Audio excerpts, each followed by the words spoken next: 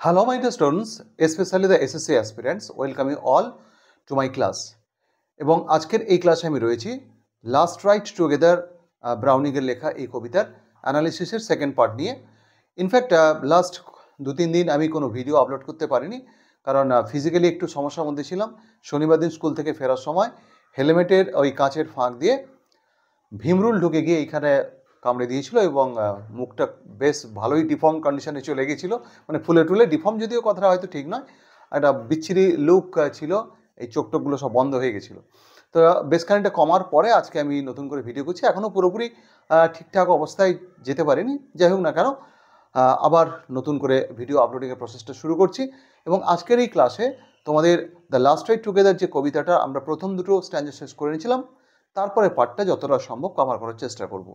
এবং যেখানে আমরা ছেড়েছিলাম সেখানে দেখতে পাচ্ছি যে এই কবিতার যে স্পিকার বা বলা হলো আনইন্টারাপ্টেড স্পিকার, যে কিন্তু ধারাবাহিকভাবে কথা বলে যাচ্ছে, ড্রামাটিক মনোলগ যেহেতু তার প্রেমিকার উদ্দেশ্যে এবং ইনডিরেক্টলি হয়তো আমাদের উদ্দেশ্যেও, তিনি যে জায়গাটাতে ছাড়ছেন, বা যদি আমি তুমি করেও বলি যে সেই জায়গায় যেখানে ছাড়ছে কথাটা সেকেন্ড স্ট্যান্জা শেষে, সেখানে কিন্তু একটা ইন্টারেস্টিং এবং খুব গুরুত্বপূর্ণ ফিলসফিক্যাল লাইন ছিল, who knows but the world may end tonight. কে বলতে পারে যে আজ রাতেই পৃথিবী শেষ হয়ে যাবে কি না। মানে ইনফ্যাক্ট আমরা এর আগে জেনে নিয়েছি যে তার প্রেমিকা যে আর পক্ষে আর এই রিলেশনটা কন্টিনিউ করা সম্ভব নয়, সে ব্যাপারটা জানানোর পরে এই যে একটা আনসাকসেস বা ফেলিয়ার সম্পর্কে, সেই ফেলিয়ারটা কিন্তু প্রেমিককে কোনোভাবে অ্যাংরি বা ডিসঅ্যাপয়েন্ট করেনি। তো সেখানে দাঁড়িয়ে আমরা দেখতে পাচ্ছি কি প্রেমিক কিন্তু বলেছে যে ঠিক আছে, আমরা আরেকবার শেষবারের মতো ঘুরে আসতে পারি, অর্থাৎ সুখ স্মৃতি দিয়ে ভালোভাবে শেষটা হোক। এবং প্রেমিকাটি কিছুক্ষণ হেজিটেট করার পরে অল্প একটু সময়, যে সময়টা কিন্তু প্রেমিকের কাছে খুব চাপের ছিল, তারপর যখন প্রেমিকা পজিটিভ একটা রেসপন্স দিয়েছে, তো কোয়াইট ন্যাচারালি এর অর্থাৎ প্রেমিকের মনে হচ্ছে যে আরেক দিনের জন্য একটা হেভেনলি আনন্দ তার জীবনে আসতে চলেছে, যেটা এর আগেও বহুবার প্রেমিকার সঙ্গে ঘোড়ায় চড়তে গিয়ে বা রাইডে গিয়ে তার হয়েছিল অভিজ্ঞতাটা। তো সেই জায়গায় দাঁড়িয়ে তার মনে হচ্ছে যে আজকেই যদি পৃথিবী শেষ হয়ে যায় তাহলে তো আমরাই হব হয়তো শেষ সেই সুখী মানুষদের মধ্যে, যারা কিন্তু হ্যাপিলি একটা রিলেশনশিপ কাটাচ্ছে বা একটা ভালো সুখী সময়ের মধ্যে দিয়ে যাচ্ছে। তো যাই হোক না কারণ ভবিষ্যতে কী হবে সেটা সে নিয়ে ভাবতে রাজি নয়। ইনফ্যাক্ট আজকের এই প্রেজেন্ট টাইমটা তার কাছে খুব প্লেজেন্ট এবং দারুণ একটা লাকি সময় বলে সে মনে করছে। তো আমরা এখান থেকে আলোচনাটা শুরু করছি।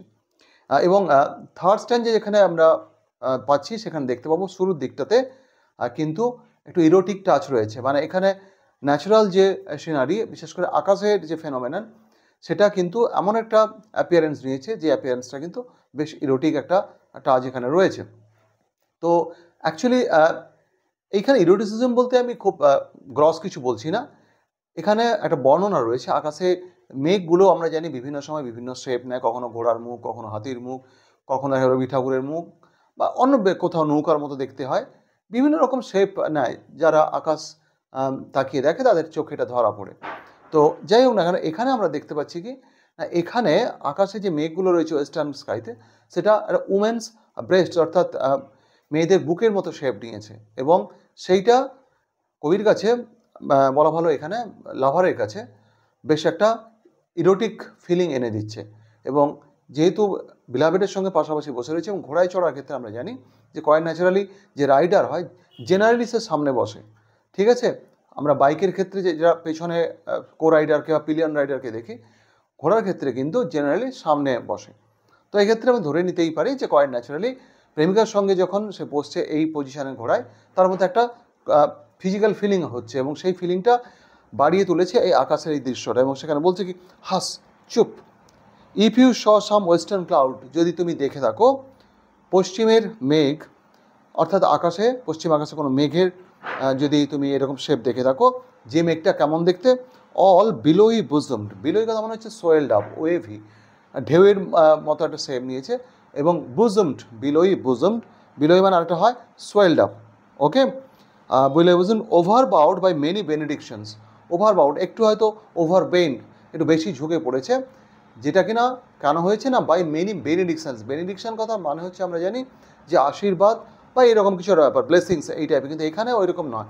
এখানে বেনিডিকশনস কথা মানে হচ্ছে সফট টাচ অর ক্যারিশ, কোথায় গেল লাইনটা, by many benedictions suns and moons and evening stars at once. কারা কারা একে ব্লেস করেছে বা তাদের টাচ দিয়েছে?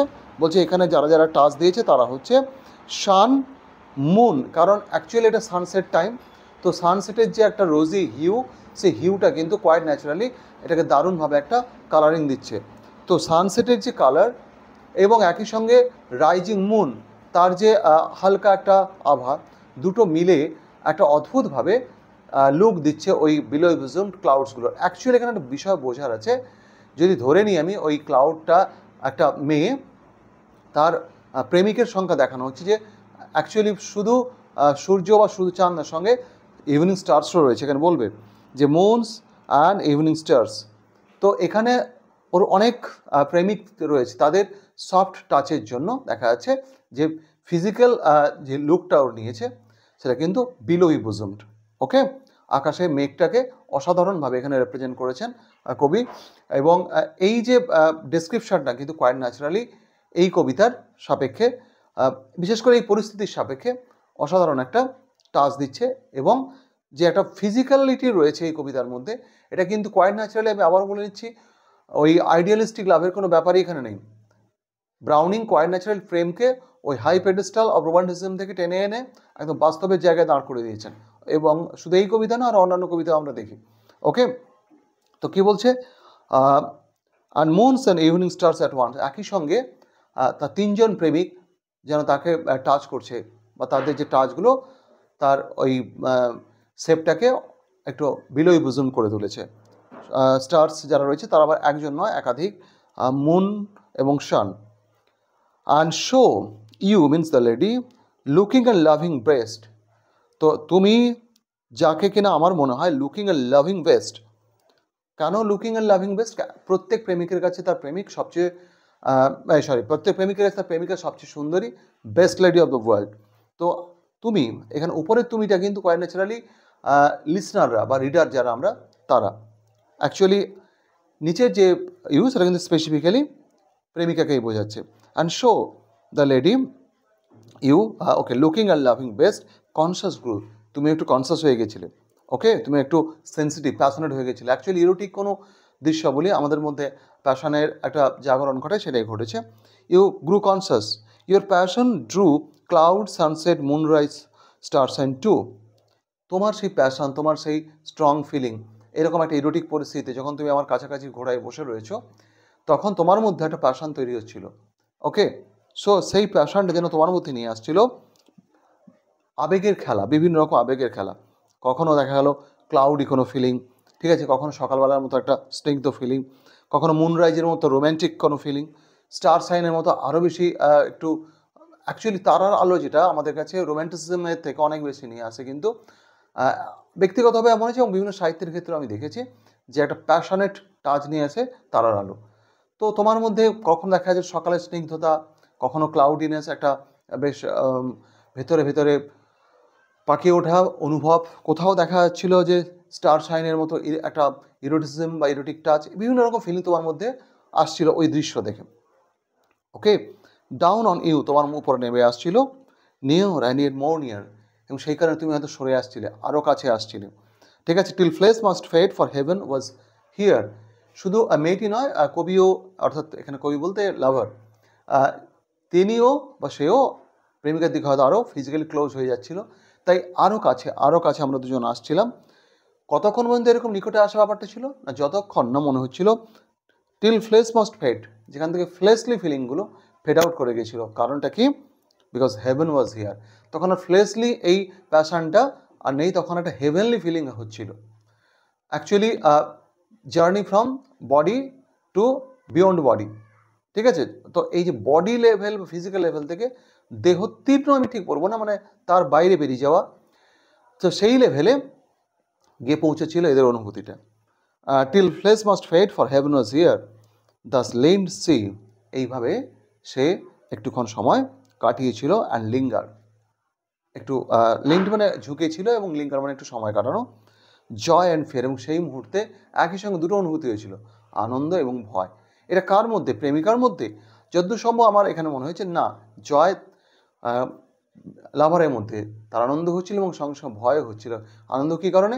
আনন্দ হচ্ছিল এই কারণে যে এক্স্যাক্টলি এটা খুব প্লেজারেবল একটা মোমেন্ট টু বি এনজয়েড, আর ভয় হচ্ছে এই মোমেন্টটা কিছুক্ষণ পরে শেষ হয়ে যাবে। So at the same time দু ধরনের ফিলিং আসছিল, joy and fear. Thus lay she, এভাবেই সে শুয়েছিল, ঠিক আছে, আমার বুকে ভর দিয়ে। A moment on my breast, actually breast কথাটা এখানে হয়তো ইনঅ্যাপ্রোপ্রিয়েট ইউসেজ মনে হতে পারে, কিন্তু আমরা ওই মহান মানুষ যারা যেটা প্রয়োগ করেছেন সেটাকে সঠিক বলেই ধরবো। চেস্ট হওয়া উচিত ছিল, হোয়াট এভার ইট মেবি। যাই হোক, ব্রেস্ট কথাটাও আমরা ইন জেনারেল সেন্সে ব্যবহার করি। তো কী বলছে না, ওইভাবে একটু ট্রান্স কন্ডিশনে, যেন এই যে ট্রান্স কন্ডিশনটা একটা তৈরি হচ্ছিল তার মধ্যে, এটা একটা ইরোটিক ন্যাচারাল অ্যাটমসফিয়ার এবং সঙ্গে ক্লোজ ফিজিক্যাল একটা প্রক্সিমিটি, যে ব্যাপারটা টাচ, সেই সব কিছু মিলিয়ে তার মধ্যে একটা বেশ ট্রান্স কন্ডিশন তৈরি হয়েছিল, এবং সেই জন্য সে আমার বুকের উপর ভর দিয়ে কিছুক্ষণ হেলান দিয়ে শুয়েছিল। Then we began to ride, তারপর আমরা রাইড করতে শুরু করলাম, জার্নি শুরু করলাম। এটা যখন প্রস্তুতি পর্ব, অর্থাৎ যখন এসে বসছিল মেয়েটি, ছেলেটির কাছে, এই মুহূর্তে। My soul smooth itself out a long cramped scroll. Cramped কথা মানে হচ্ছে কি ক্রাম্পলড, ওকে, রোলড, এরকম বিষয়টা দুটো অর্থে ব্যবহৃত হতে পারে। আগেকার দিনে যখন ওই টেলিফোন ছিল বা এমনিতে এখনও কোনো বিলিং সেকশনে যে মেশিনগুলো থাকে সেখানে রোল অফ পেপার থাকে, ঠিক আছে, অর্থাৎ টাইপ করার সঙ্গে সঙ্গে দেখা যাচ্ছে ওখানে বিলটা প্রিন্ট হয়ে বেরিয়ে আসে, এবং সে রোল যে কাগজ সেখান থেকে বেরোতে বেরোতে একটা এরকম ফালি হয়ে বেরিয়ে আসে এবং সেটা মেশিনে গিয়ে প্রিন্ট হয়ে বেরিয়ে যায়। তো এক্স্যাক্টলি এরকম রোল করা কাগজ যেটা খুব ছোট দেখতে হয়, সেটাকে যখন আমরা টেনে লম্বা করি বিশাল লম্বা হয়ে যায়। তো সেরকমভাবে কবি বলছেন, মানে লাভার এখানে বলছে যে আমার মনটা, আমার সোল মানে এখানে মাইন্ড, এর আগে জার্নি শুরু হওয়ার আগে হয়তো একটা ওরকম বা হয়তো দুমড়ে মুচড়ে যাওয়া একটা কাগজের টুকরো বা একটা স্ক্রোলড হয়ে থাকা কাগজ, যেটা কতটা তার লেংথ, কতটা তার এক্সপ্যান্স, সেটা আমি বুঝতে পারছিলাম না, কিন্তু যখন রাইড শুরু হলো আমার মনটা যেন উঠতে শুরু করলো। My soul smoothed itself out a long cramped scroll freshening and fluttering in the wind, yes. So the paper-like mind started to smooth itself. বিষয়টা বোঝার চেষ্টা করো যে এক্স্যাক্টলি একটা যদি ভাঁজ হওয়া কাগজকে আমরা হাওয়ায়, জোরালো হাওয়ায় এরকম মেলে ধরি, তাহলে কিন্তু হাওয়ায় পথ করে উঠতে থাকবে এবং কিছুক্ষণ পর সেই ভাঁজগুলো অনেকটাই ঠিকঠাক হয়ে যাবে। বা একটা লং স্ক্রোল অফ পেপারকে যদি আমরা হাওয়ায় ছেড়ে দিই, তাহলে হাওয়া কিন্তু তাকে টেনে নিয়ে গিয়ে ওড়াতে থাকবে। তো বলছে আমার মনটা যেন ঠিক ওই রকম অবস্থায় ছিল, ঠিক আছে। সো কখন না, এর আগে জার্নি শুরু হওয়ার আগে আমার মনটা ছিল একটা ওই রকম ক্র্যাম্পড বা স্ক্রোল পেপারের মতো, এখন ঠিক হাওয়ায় পথ করে উঠতে থাকা একটা অবস্থা মনে হচ্ছে। Past hopes already lay by, অতীতে কী আশা করেছিলাম সেগুলো এখন ভাবছি না, এগুলো পেছনে পড়ে থাকলো। What need to strive with a life or Evans past, যে জীবন চলে গেছে তার সঙ্গে লড়াই করে কী লাভ, মানে কী করলে কী হতো। ইনফ্যাক্ট এটা ভাবার কোনো মানেই নেই, পাস্ট নিয়ে ভেবে তো কিছু লাভ নেই, পাস্ট আমাদের শিক্ষা দেয়, বা কী করলে কী হতো সেটা এই মুহূর্তে ভাবার কোনো দরকার নেই। ওকে, যা হয়ে গেছে, সেই হয়ে যাওয়া বিষয়টা কী শিক্ষা দিয়ে গেছে, শিক্ষাটা নিয়ে বর্তমানটাকে ঠিকঠাক ইউটিলাইজ করা যাতে ভবিষ্যৎটা ঠিকঠাক হয়।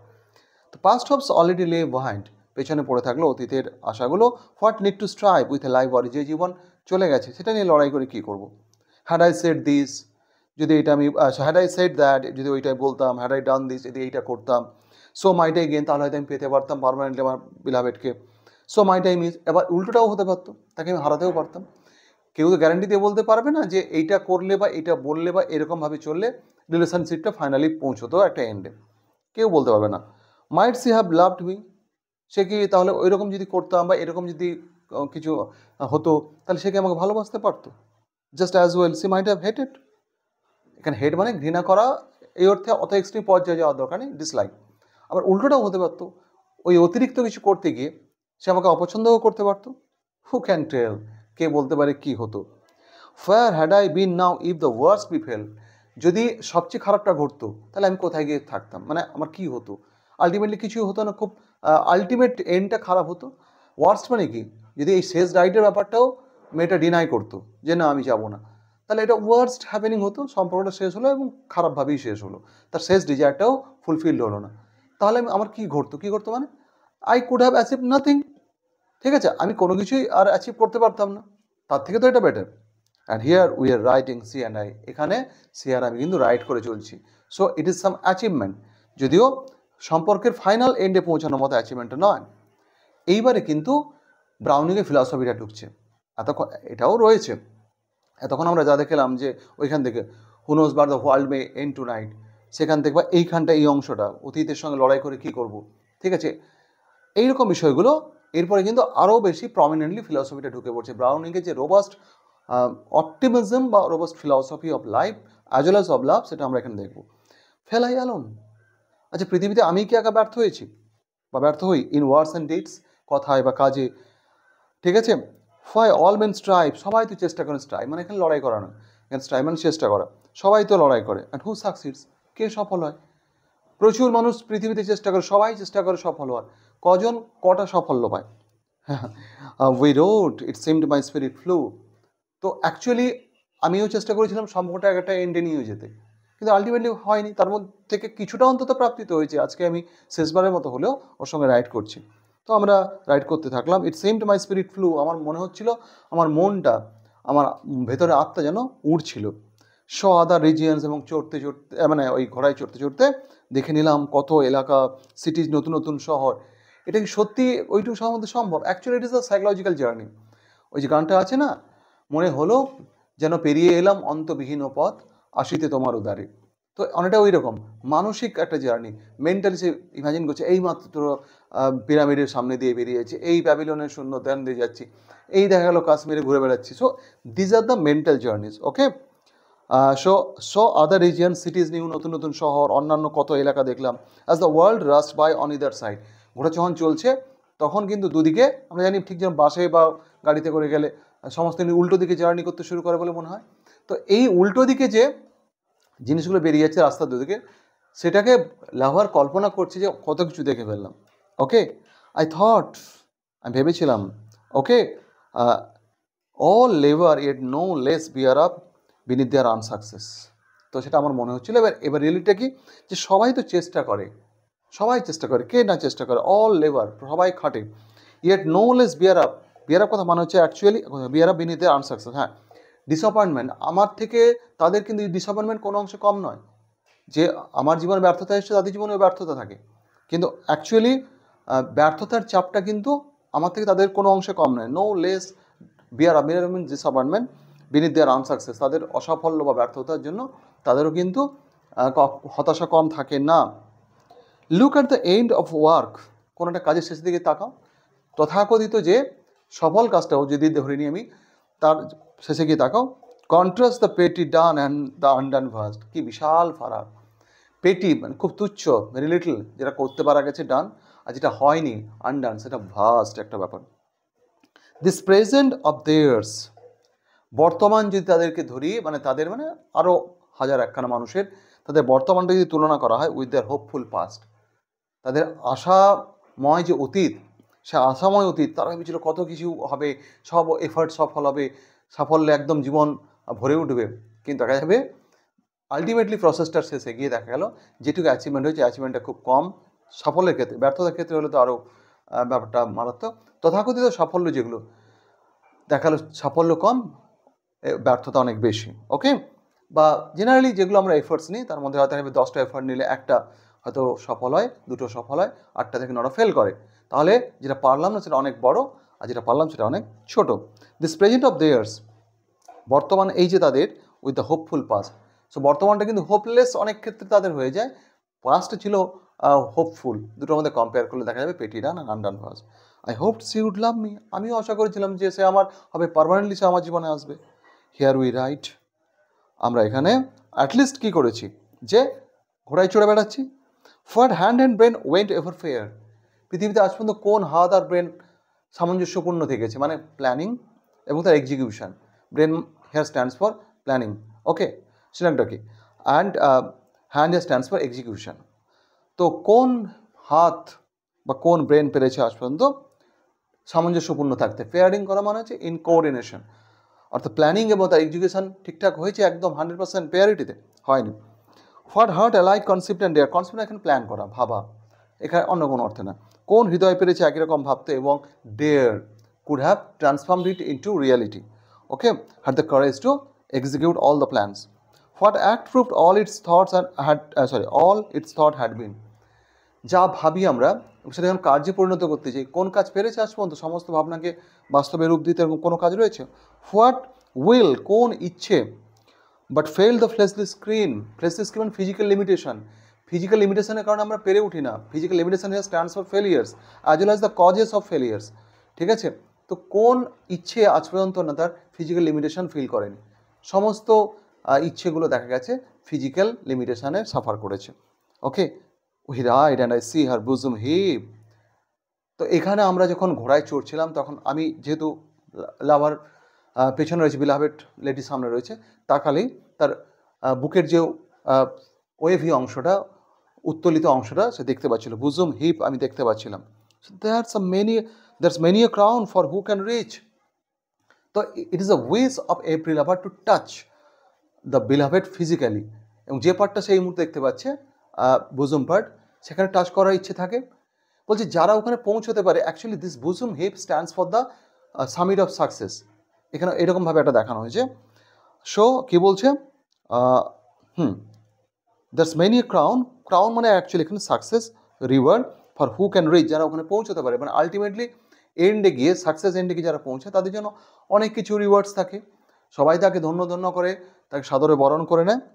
ঠিক আছে, 10 lines of statesman's life in each. এবারে অন্যান্য প্রফেশনের সঙ্গে তুলনা করছে যে যারা তথাকথিত সফল মানুষ তারা কী পায়। একজন রাজনীতিবিদ দেশের জন্য সারা জীবন দিয়ে গেল। এখনকার রাজনীতিবিদদের কথা আমি বলছি না, কিন্তু এখনকার রাজনীতিবিদ হচ্ছে এমকেডিবি, মানে এই থিওরিতে চলে, মাল কামাও দেশ বাঁচাও। Sorry for my comment, but it is very reality, আমরা সবাই জানি। কিন্তু রাজনীতি ব্যাপারটা একসময় পুরো অন্যরকম ছিল, তখন ছিল দেশ সেবা, এখন হচ্ছে নিজ সেবা।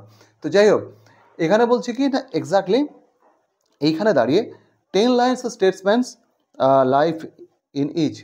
প্রত্যেক স্টেটসম্যানের যদি মারা যাওয়ার পরে আমরা দেখি হয়তো 10 লাইনের একটা খবর বেরিয়েছে, বা কোথাও হয়তো তার সম্পর্কে একটা স্মরণিকা বেরিয়েছে, হয়তো ম্যাক্সিমাম 5 লাইন 10 লাইনের, যে উনি মারা গেছেন, যাওয়ার সময় এই রেখে গেছেন তার এই পুত্র এই কন্যা, জীবনে এই তিনি করেছেন।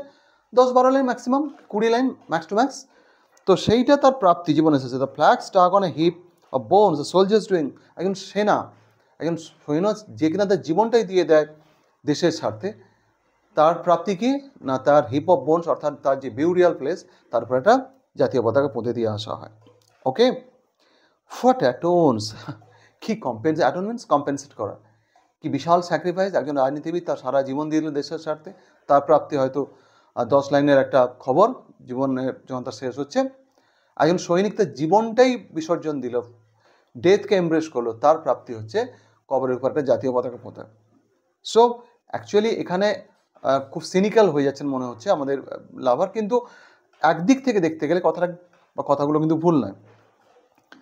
দে scratch their name on the abbey stones, এবং সৈনিকের যে কবরের উপরে যে টুমস্টোন থাকে, অ্যাবি বলা হচ্ছে এখানে, তো চার্চের সংলগ্ন যে চার্চিয়ার, সেইখানে যে কবর বা সমাধি, সেইখানে তার কবরের উপর একটা টুমস্টোন থাকে, তার উপরে তার নামটামগুলো স্ক্র্যাচিং করা থাকে।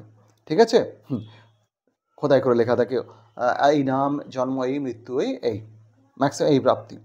তো my riding is better by their leave, তাদের যে অ্যাচিভমেন্ট মানে actually my riding is better their leave মানে একটা অ্যাচিভমেন্ট, তাদের প্রাপ্তির তুলনায় in comparison with their achievements my riding is far better.